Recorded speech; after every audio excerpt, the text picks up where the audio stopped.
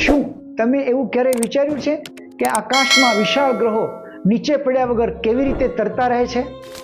કલ્પના કરો, તમારી મુઠ્ઠીમાં તમે ધૂળ પકડી રાખો છો, તે તમારી હથેળીમાં સારી રીતે પકડાઈને રહે છે, પરંતુ જે ક્ષણે તમે છોડી દો છો તે નીચે પડી જાય છે અને વિખેરાઈ જાય છે.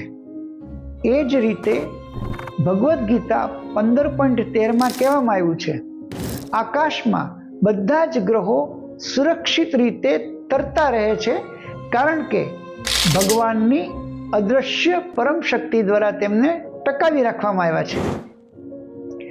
તે ભગવાનની દૈવી શક્તિ છે જે દરેક વસ્તુને તેના સ્થાનમાં પકડી રાખે છે, જેમ તમે તમારી મુઠ્ઠીમાં ધૂળ પકડી રાખો છો. આ વિજ્ઞાનની પાછળ પણ એક પરમ બુદ્ધિ છે. તેનો આશ્રય લો અને કાળચક્રમાંથી મુક્ત બનો. હરે કૃષ્ણ.